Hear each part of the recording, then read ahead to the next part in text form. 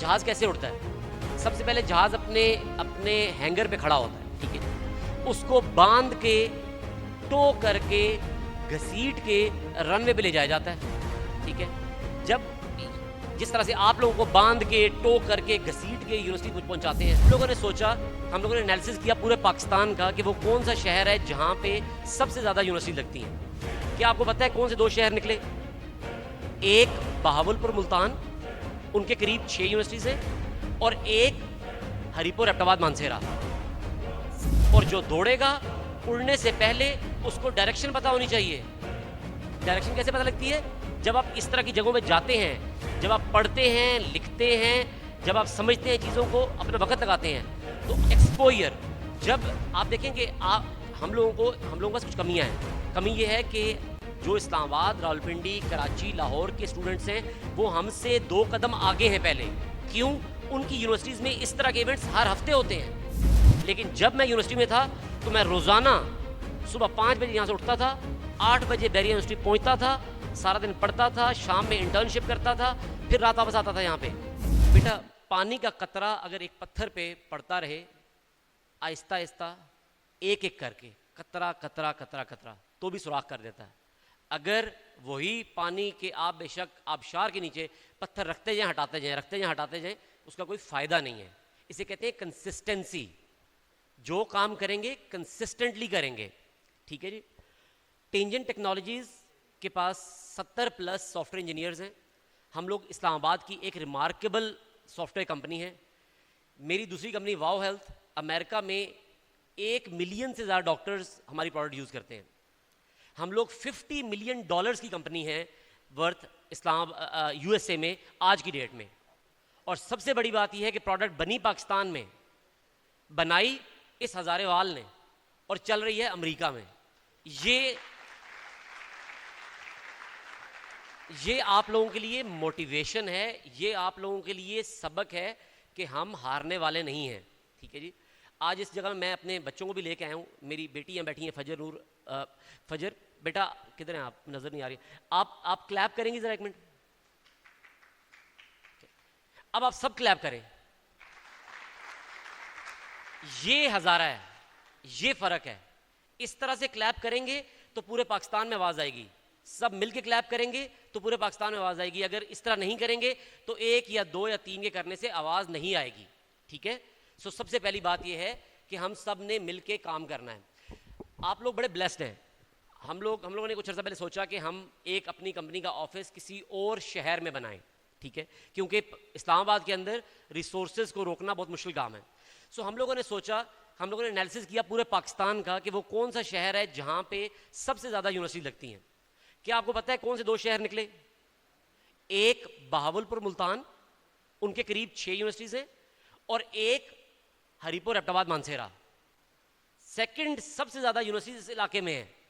सो आप लोग ये ना सोचें कि आप पीछे हैं, आप लोग सबसे आगे हैं। आपके पास पहले हमारे टाइम पे यूनिवर्सिटीज़ नहीं थी। आज आप यूनिवर्सिटीज़ के नाम लें, मानसेरा यूनिवर्सिटी है आपके पास, वर्चुअल यूनिवर्सिटी है आपके पास, पाक ऑस्ट्रेलिया यूनिवर्सिटी है आपके पास, हरीपुर यूनिवर्सिटी है आपके पास, हज़ारा यूनिवर्सिटी है आपके पास यूनिवर्सिटीज़ हैं, ठीक है। अब आप ये देखें कि हम लोग लैग क्या करते हैं। मैं जब इंटरव्यू करता हूं तो आप सोचेंगे हम लोग बहुत ज़्यादा हायरिंग्स करते हैं। कभी आप लोग अगर जाके देखें हमारी कंपनी पेज के ऊपर तो बहुत ज़्यादा लोग हम रख रहे होते हैं और हमारी हायरिंग्स आम नहीं होती। मेरी कंपनी में लोग पिछले 7-7, 8-8 साल से काम कर रहे हैं। अगर मैं आपको ये बताऊं कि आजकल सैलरीज क्या हैं तो आपको अंदाज़ा है इस बात का? आपका क्या ख्याल है कि एक सॉफ्टवेयर इंजीनियर जो 3-4 साल का है वो कितनी तनख्वाह लेता है? एनीबडी बताएं। 3 से 4 लाख रुपए का ख्याल है, ठीक है जी। देखें हमारे पास 4 से 5 साल के लोग जो हैं वो 6-6 लाख तनख्वाह भी लेते हैं, ठीक है। आप बताएं हमारे इलाके से सबसे ज़्यादा लोग क्या काम करते हैं?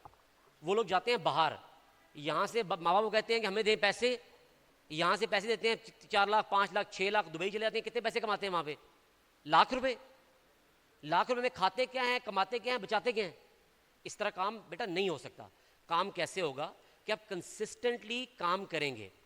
हमारे पास कुछ कमियां क्या हैं? सबसे बड़ी कमी है एक्सपोजर की। ऐसे अगर कामयाबी लेना चाहें कि आप सुबह उठें, टिकटॉक पे बैठ जाएं, फिर फेसबुक पे बैठ जाएं, फिर टिकटॉक पे बैठ जाएं, फिर खाना खा लें, फिर टिकटॉक पे बैठ जाएं, फिर फेसबुक बैठ जाएं। तो क्या ऐसी कामयाबी हो सकती है?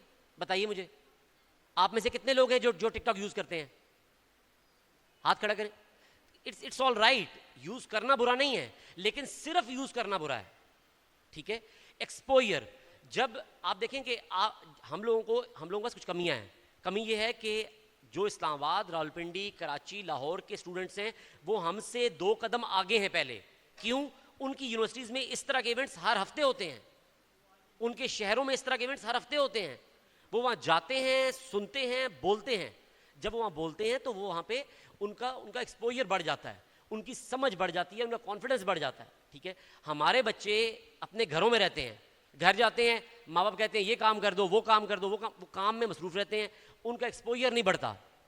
मैं कल रात में गाँव गया, मैं पनिया का हूँ, तो मैं देहरा में एक शादी थी, वहाँ गया तो कुछ बच्चों को मिला और मैंने कहा कल ज़रूर आना है आपने यहाँ पे।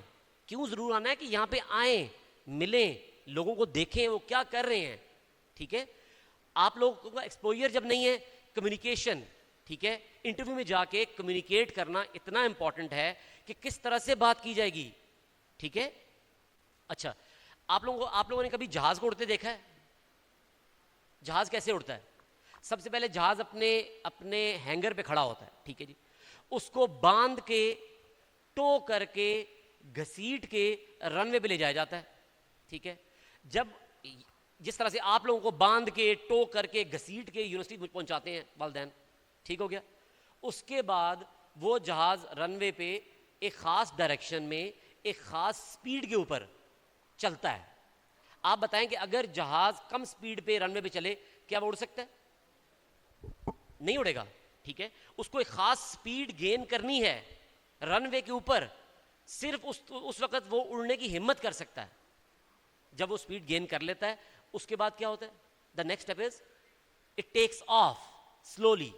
व्हेन इट टेक्स ऑफ, तो उसका जो फेस है वो एक स्पेसिफिक एंगल पे उसको टिल्ट करना जरूरी है।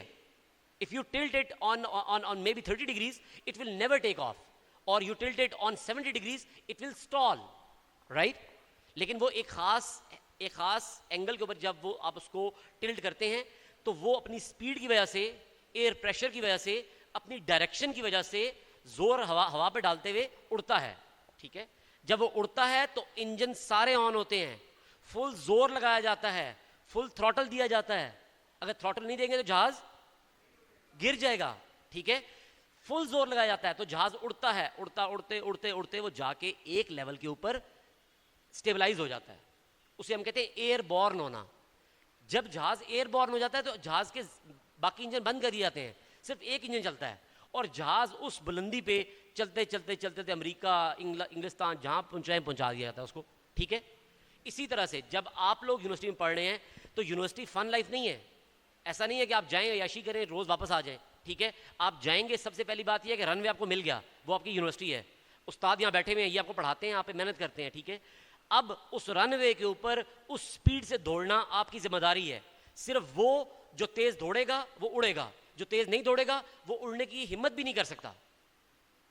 और जो दौड़ेगा, उड़ने से पहले उसको डायरेक्शन पता होनी चाहिए। डायरेक्शन कैसे पता लगती है? जब आप इस तरह की जगहों में जाते हैं, जब आप पढ़ते हैं, लिखते हैं, जब आप समझते हैं चीज़ों को, अपना वक्त लगाते हैं, तो आपने जोर लगाना है सही डायरेक्शन में। जब डायरेक्शन में जोर लगाएंगे तो उसके बाद जहाज उड़ेगा। और शुरू में पहले 2 से 3 साल पैसों की परवाह नहीं करनी है, क्योंकि सिर्फ हम कहते हैं कि यू स्टार्ट विद लर्निंग, ठीक है, देन कम्स द अर्निंग, ठीक है। सो पैसा बाय प्रोडक्ट है, वो आ ही जाएगा। जितनी देर मैं आपका साथ बोल रहा हूँ, इतनी देर मैं किसी यूनिवर्सिटी में जाकर बोलता हूँ तो मैं अच्छे खासे पैसे ले लेता हूँ उनसे। मुझे ये सीखने की ज़रूरत नहीं होती, मैं ये करता हूँ, ये मेरा काम है, ये मेरा प्रोफेशन है। लेकिन जब मैं यूनिवर्सिटी में था तो मैं रोज़ाना सुबह 5 बजे यहाँ से उठता था, 8 बजे बैरिया यूनिवर्सिटी पहुँचता था, सारा दिन पढ़ता था, शाम में इंटर्नशिप करता था, फिर रात वापस आता था यहाँ पे। ऐसा नहीं है कि आप समझें कि आप लोग आएंगे, आप आराम से बैठेंगे, जाएंगे, इंटरव्यू देंगे और नौकरी मिल जाएगी और बात खत्म। ऐसा नहीं होगा, ठीक है। और मैं आप जितनी बच्चे यहाँ बैठी हैं इनको ज़रूर बता दूँ कि मेरे पास इस तरह के एम्प्लॉयज़ हैं कि जो एक बड़े अच्छे लेवल पे काम कर रहे हैं। मेरे पास एक एम्प्लॉई है मेरी, लामिया, शी इज़ फ्रॉम पेशावर। हर हफ्ते सोमवार को वो गाड़ी चला के पेशावर से इस्लामाबाद आती है, 5 दिन वो हॉस्टल में रहती है, जुम्बे को गाड़ी वापस जाती है अपने अपने पेशावर में, ठीक है। उसने सिंपल इंग्लिश लिटरेचर के अंदर बीएस किया हुआ है। जनरली सर परसेप्शन ये है कि इंग्लिश लिटरेचर में अगर आपने बीएस किया है तो आप उस्ताद लगेंगे सिर्फ। वो कंटेंट लिखती है, हर महीने 2.5 लाख रुपए लेके जाती है, उसका कैरियर है 1.5 साल का। This is technology. You are born in a technological era, but you cannot win while sitting at home. You need that speed, you need that direction, you need that uplift. Only then you can win.